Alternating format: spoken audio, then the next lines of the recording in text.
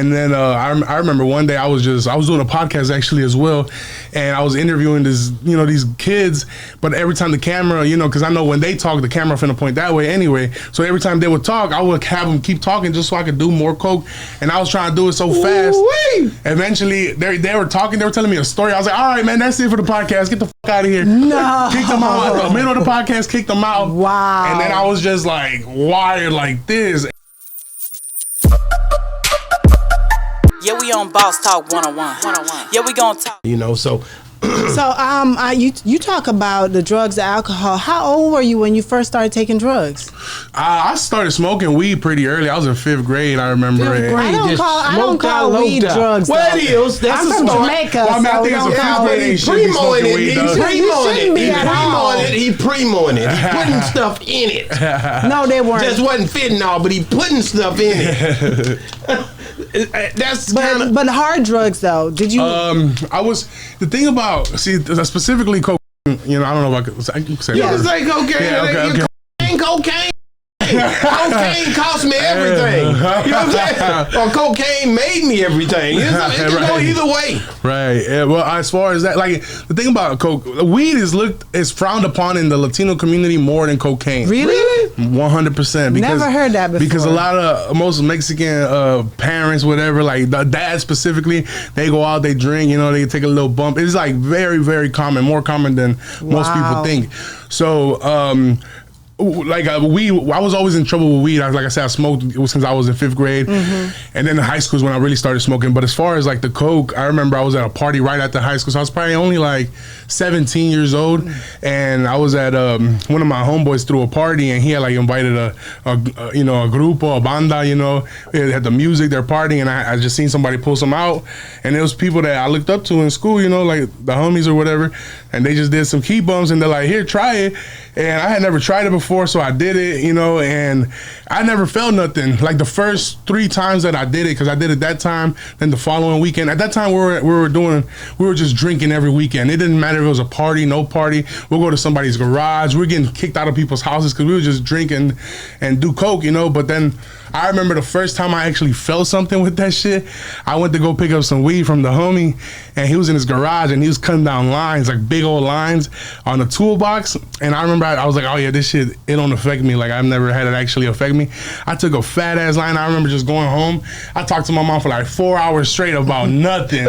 And I was like, damn, I think I'm wired. And then from there, I've always had a very addicting personality. I'm addicted to food, to stand up, and then the drugs, it became, I had to do it every weekend. I think, I used to say in the past, before I went to the hospital, I would say out of the last 5 years, I probably hadn't done coke maybe 1 or 2 weekends.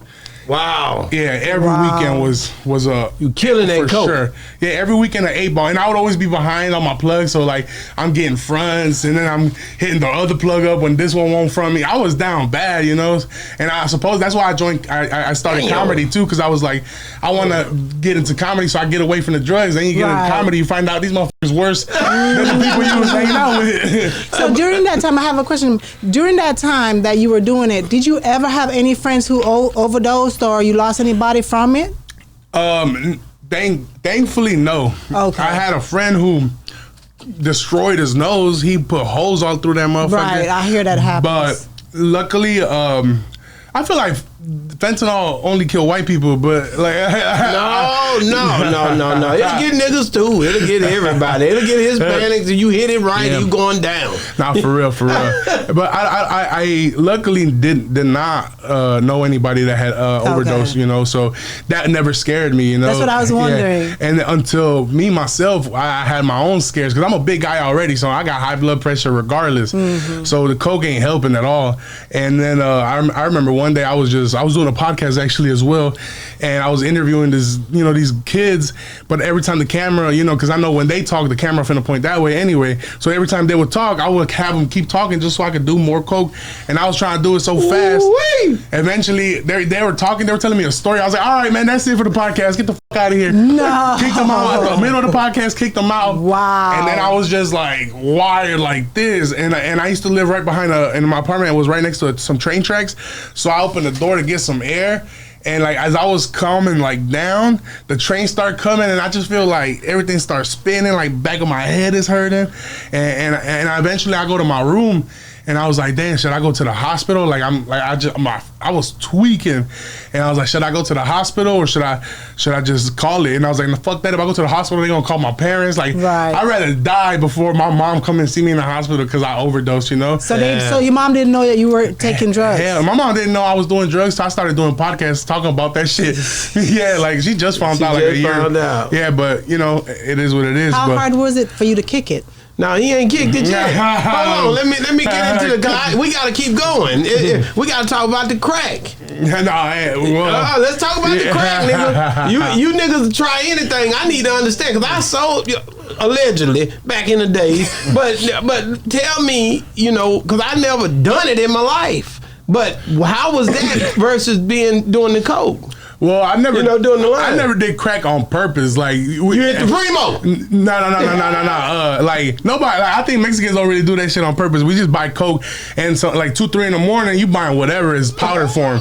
So a motherfucker trying to make a quick buck, they gonna crush down some Xanax, mix it with some crack. Yeah. So I've done crystal a couple times. I remember one time I was out here in California, and my uncle gave me some, and I didn't even know it was that, because I was hitting it, and my nose was just hurting like somebody punched me in my shit. Damn. And I was like, what is this? He's like, oh, it's kri kri kri kri. And I was like, what the fuck is that? And I went on Urban Dictionary, I googled that shit, kri kri.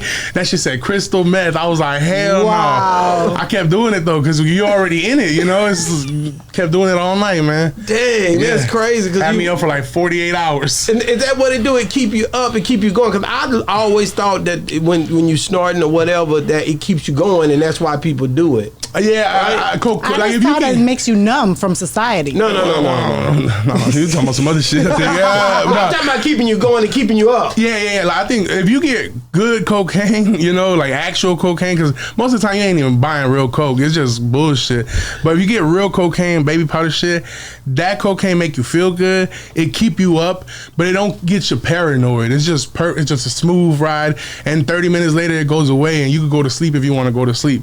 When you get that shit that's cut with crystal, you don't even enjoy it. You just become like paranoid. Your eyes start opening and shutting, and you're not even enjoying it because now you just think everybody's watching you. It's not a good time, but it's addicting, so you just keep doing it. You can't wait to get unhigh just to get high again. Wow. It's a horrible feeling, and that's why I always got everybody who's hooked on drugs or anything like that. I've always got a soft spot for addicts, because I know that shit can become addicting. And people tell you, well, just stop. It ain't that easy, especially if you're dealing with other shit, whatever. Yeah. So yeah, they definitely get my respect. And it's just. I've met people who stopped, and they said it's really hard because sometimes they said they're walking on the street and they can smell it. I'm like, how you just smell, They say, I can smell it in the air. Yeah, a lot of times. It ain't mine. Ain't no way. Ain't no coke in the air. Well, coke is they cut it with gasoline. That's what they smell it in. They smell it in gasoline. Like, it reminds me of the coke. That. Okay. Yeah, but I mean, like. For me, I don't like. I do want it, but if I'm not drinking, I don't like. It's not like, oh, I need it right now. But I cannot have if I don't have no coke on me, I will not have a drink. Like that's how it was before. Wow. I couldn't I wouldn't even enjoy a beer because I'm like, no, I don't want this. The only reason I want this is to do that. Right. And if I didn't have that, then I didn't want that. So that's wow. Yeah, it's so I'm glad we didn't give you nothing to drink. Nah, your ass have been in here trying to tweak. I'm chilling. I'm chilling now. Man, I'm chilling. But that's good because after you scare, you've learned how to cut back from what you were doing. Yeah, I ended up in the hospital like 3 different times in LA, in New York, and in Chicago, I believe. Which one was your worst scare? I was in New York City. We had done a tour through Jersey, Philadelphia, Boston, and New York. And when we got to New York, I've always been a big guy, like I said. But when you're big, you're comfortable with not comfortable, but you get used to carrying your weight around. Mm-hmm. So even though I've always been big, it's never been so exhausting, you know. And then it started getting to a point where I'm just like, man, it feels like I'm carrying like a jug of water everywhere. I can't even walk down the hall. I put on my shoes. My socks was it it was hard, like real hard. Like even coming down from the hotel to the elevator, from the elevator to the lobby to get in the Uber in the front was a mission for me.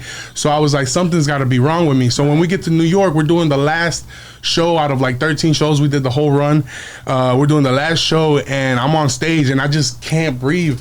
I'm drinking water because I'm thinking that's gonna calm me down, but for some reason it's just getting worse and worse. So I had bought one of those over-the-counter inhalers. It's not even like from a pharmacist. You just get it at the Walgreens, and I was hitting it thinking it was helping. It was actually making it worse. So while I was on stage, I felt like I was gonna pass out. So I told him, I was like, yo, I'm sorry, but I gotta wrap it up. Like, I don't feel good. I got off stage, and I had a flight to LA the next morning, straight from New York. But I was like, man, like I'm at a point where I feel like I'm not gonna make it through that flight. So I went to the hospital right there in Manhattan, and they sat me down. They took my blood pressure as soon as I got there, and as soon as they took my blood pressure, they fucking, it was like in the movies where they shut everything down. They brought in the stretcher, the bed. They took off my shirts. They started plugging me up to all kinds of crazy stuff. And I just felt like since I was in the hospital, that was my first time back in the hospital, like as an adult or something like this. I felt like almost relieved because I'm like, all right, they're gonna help me. They're gonna help you. They started doing X-rays, and then I told them what inhaler I was using, but I didn't know what was wrong. And they told me, they're like, oh, you have congestive heart failure. So your body is retaining liquid. So you drinking like I was still drinking 13, 14 beers a night, or tequila, Crown, whatever. But I'm not peeing anymore because my kidney was not functioning well because of the heart failure. So I was just built, like my stomach was like super bloated. My face was just like stupid bloated. It was just all the alcohol. So they gave me like diuretics, Lasix. To flush your system. So I could flush. I mean, I peed like maybe like 4 or 5 gallons, And after that, they gave me stuff to open up my lungs. And I just felt like 10 times better when I was in the hospital. The only problem is that when I was about to, I felt like lighter. Like they saved my life. They literally saved my life. But this how stupid and dumb I am. Ralph Barbosa, my homie, shout out to Ralph. He came to visit me that last day. One of the days I was in the hospital, and he tells me, he's like, "Hey, bro, I hope you get better." And he's like, "Just so you know, me and Dave Chappelle are gonna do a little pop-up show at the Stand in New York. If you leave the hospital on time, you could come kick it with us." Bro, I'm a comedian, So when he left, I called a nurse. I signed myself out. I didn't take no medication. I just walked out because I felt better. Wow. So then that night, Dave Chappelle ended up canceling. So I didn't even get to meet him. Wow. And then I didn't take my medicine. So from there, I flew to Chicago because I had like 5 shows. I partied because I was home. Partied with all my homies. Then from Chicago, I went to Miami because I had 5 more shows there. Partied all up in Miami. By the time I got back to LA, I had to go to the hospital again because I was even worse. And then at that hospital in LA, they told me, they're like, "You're 27, and I got a patient that's 80 something next to you, and his heart is 10 times better than yours. Your heart's working at like a 15%. He's like, you're gonna die if you don't get your shit together." And I was telling him, I was like, "Yo, I'm getting it together. Like, I'm not partying no more. I'm not doing coke. But I was doing so much coke that I still had coke in my nose." He's looking at me like, "I could see it in your nose right now." So it was embarrassing. And that it took me a lot, but to finally realize, all right, like I need to get my shit together. Especially like because I used to lose my voice because like my lungs would be so messed up, I couldn't even do my job. So I was like, if I can't talk, then it's no good, So everything started to slow down after that, and that was kind of what did it for me. Yeah, we on Boss Talk 101. Yeah, we gon' talk.